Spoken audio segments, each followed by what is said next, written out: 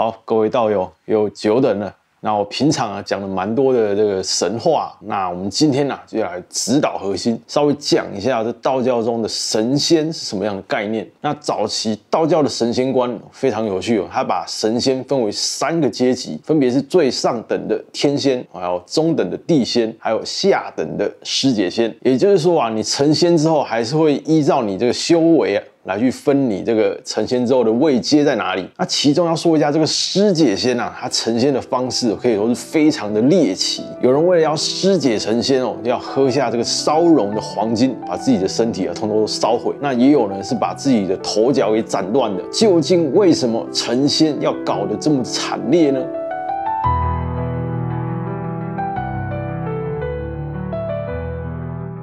要说到自古以来想成仙这件事情，可以说是很多古人的梦想。因为成仙它象征的就是长生不死，而且能够摆脱世俗种种的痛苦烦恼之类的，这也是很多人所求之不得的。即便说是到了现代观念比较不一样，大部分人不会整天喊着说自己要修仙什么的。但是我相信只要是有宗教信仰的人，也会希望自己走完这一生能够凭借自身的这个修行，在这一生的一些所作所为，能够到达一个更好的地方。但整体上这个概念可以说是一样的，就是希望自己能够超越凡俗。而神仙这个概念大概是在中国先秦时代就逐渐形成，在道家经典《庄子》之中，在道教则是称作《南华经》，里面就有提到这孤叶山中住着一个神人。庄子说他的肌肤如同白雪一般，不吃人间的五谷，只吸空气跟露水就会饱，而且他还能腾云驾雾，并且把飞龙当作坐骑。这可以说是很标准大家心目中对于神仙的一个想象。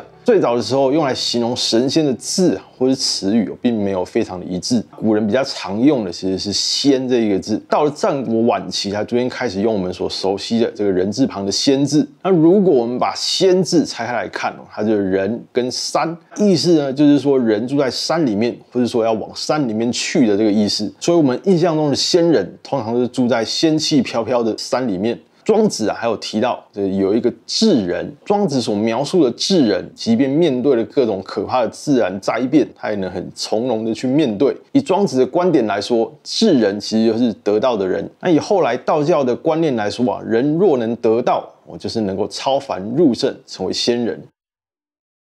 那究竟什么样的人可以修道成仙呢？那根据道教有一篇《太平经》表示那这个《太平经》它是算是道教很早期的一篇经文，它把修道之人分为3个等级，就是上中下士，用他们的修炼的程度来做分等。下士的修炼程度虽然不高，但是呢已经可以是避免掉一些人间的灾祸还有瘟疫之类的。中士可以说是略有小成，已经到了可以长命百岁的这个成果。那上士则是大功告成，已经可以成仙，然后用他的神通来嫉妒世间。是说修仙已经很不容易那又只有极少数的人，就是上士等级的才可以成仙。但没有想到成仙之后又要被分等级。早期道教的神仙也被分为3等，分别是天仙、地仙、师姐仙。那这3个等级的神仙又有什么样的差异呢？我们先来说一下等级最高的天仙。天仙顾名思义就是在天界的神仙。古人认为天上有以天地为首的一群神仙们。那其中关于星辰的信仰就是蛮具代表性的。古人把这个天上的星星都人格化，认为这些星辰都是住在天上的神仙。譬如说北斗七元君就是北斗七星的人格神。那由于天空上的星辰实在太多了，所以古人除了帮他们取名之外还会加以分门别类，将星空划分为3元跟28星宿。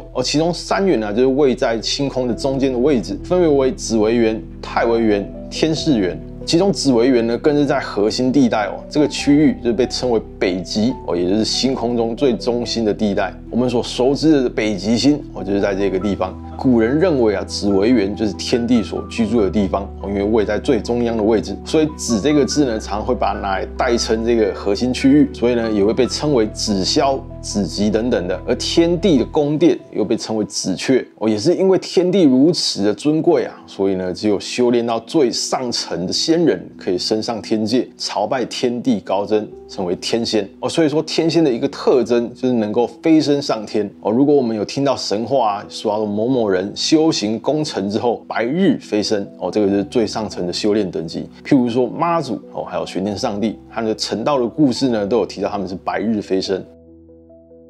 再来要说到位列中等的地仙，顾名思义哦，就是居住在地上的仙人。地仙最早被认为是住在神山昆仑山中，后来啊，地仙的活动范围渐渐的扩大，他们被认为可以存在各个名山福地之中。也由于他们是居住在地表上啊，所以说地仙是凡人最有可能遇到的神仙。地仙的特征呢，就是长生不老，但他们的外表基本上跟一般人的差异不大哦。虽然说居住在山中，但有时呢也会跑到人群里面。不过一般人通常是没有办法察觉身边的地仙的，除非他们自己愿意啊透露一些线索。譬如说汉武帝时期，在一个宴席之中，有一位90几岁的老人，他当时已经是人瑞等级哦。这个老人吃饭到一半，突然有一个中年男子来跟他打招呼。这名男子表示说：“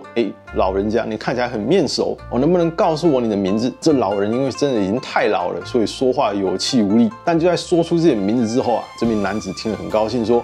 我跟你的祖父以前是好朋友，他那个时候带了一个小孙子，看来就是你。没想到已经长得这么大啦。”这个故事情节啊，可能会让很多人的脑袋打结，因为这个怎么会是一个年轻人跟一个老人说出这样的一个对话？这个逻辑不是很通啊！原来这个中年男啊是个仙人，名叫李少君因为他已经长生不老，所以容貌已经是冻龄了，所以出现了这么奇妙的这个故事场景再说到地仙，其实也被分为2个等级，上等的地仙，他是可以很自由的穿梭在各个名山福地，他想去哪里就去哪里，想做什么就做什么，很逍遥自在。那手下呢还有一群鬼神跟班可以使唤而且啊，这个因为道行相当的高深，虽然说是地仙但他有的时候也是可以飞升到天界去。而次一等的地仙只是要住在特定的山中，是有固定的根据地的。而他们这个所住的山啊，其实是天界封给他们的，就是要这位地仙负责管理这个区域，所以说他们是不能随便离开的。虽然说地仙是中等的神仙，差了上等的天仙一阶，但其实有些地仙的道行根本就是已经可以飞升到天界上当天仙了。但他们为什么要放弃升天的机会，留在地上呢？我们刚刚所提到的这3元的星图当中，我们可以看到有代表帝王的地星，还有太子、后宫等等的星辰。再来呢，我们可以看到上面有很多的官名，也就是说，古人将地上朝廷的制度反映到天上去了。他们认为呢，天上也是有天帝跟文武百官的，这些文武百官呢，就是天上的神仙要来担任的所以说呢，天仙它里面还是会再分等级的就跟凡人的官阶是一样的。如果只是一般的天仙，他的官职大概就只是仙官、仙卿之类的，可想而知啊，跟地上的官员一样，也是有相对应的工作跟职务。而且在那边一堆高阶神仙满天飞，还在天帝的眼皮子底下，这个压力一定是非常的大所以说这个天仙啊，也不是那么好当的所以有些地仙啊，就算是功恒圆满，可以升天，但还是选择在地上当逍遥神仙。再来要说到等级最低的师姐仙，那师姐仙成仙的方式有非常多种，但是它成仙的这个过程啊，可以说是相当的猎奇，听了之后都会让人觉得很不可思议啊！为什么成仙要用这个方式来达到目的？譬如说在道书真告里面，上清派的祖师南征夫人，他就说了几个很可怕的师姐仙的例子。古代有个人名叫仇济子，他师姐的方式呢，就先将黄金融成液态，然后呢喝下这个如同岩浆一般的液体。那因为温度啊实在是太高了，就直接把他的头部以下全部都烧烂。据说当时的焦臭味传到了百里远。还有提到一名叫祭祖的人，他为了要成仙，服下了一种名为云散的丹药，然后居然斩断了自己的双脚跟头。还有一个叫宁生的人，他吃下了石脑，然后跳到火堆里，把自己活活烧死。还有一个叫莫丘的，他吃下了红丹之后，把自己淹死在水里。那里面提到啊，最恶心的就属鹿皮公，他吞下了所谓的玉华之后啊，全身开始钻出数以万计的虫子，把他的肉体吃食殆尽。那还没有完还有所谓的冰解、药解、火解、剑解、坐解等等的师姐成仙的方法。那师姐的最重要的关键，其实就是要让自己先死去。讲难听一点呢，就是要自尽；好听点呢，就是为了要摆脱这个皮囊凡胎，才能够成仙。那当然也是有自自以为功力已经可以师解，但后来却失败，没有成仙，活活被自己笨死了。那因为今天要讲到师解仙啊，就让我想到我多年前看过的一部电影，叫做《双瞳》。这部电影呢，其实是大概快20几年前的一部电影，蛮久的。那因为好像是去年吧，有上串流，所以我又看了几次。那这部片的类型呢，其实是邪教电影。那里面呢，就是在叙述一段成仙的惊悚故事。就是因为有人要成仙，发生了一连串很骇人听闻的社会事件。那以前学生时代看这《双瞳》的时候，其实有很多地方是看不太懂，尤其是里面的宗教元素，总是觉得跟我从小到大所接触到的这个宗教文化不太一样。而且我会觉得说，这成仙不是很超凡脱俗吗？什么在电影里反而是血肉模糊。那后来是比较有接触到道教文化之后才知道，在电影里面琢磨比较多的，其实就是道教的神仙观。那我觉得《双瞳》这部电影它所描述的成仙方式，个人觉得会比较接近我们所说的这个师解仙。那详细的剧情我就不爆雷啦，这个还蛮推荐还没看过的道友们可以去看一下这个《双瞳》的。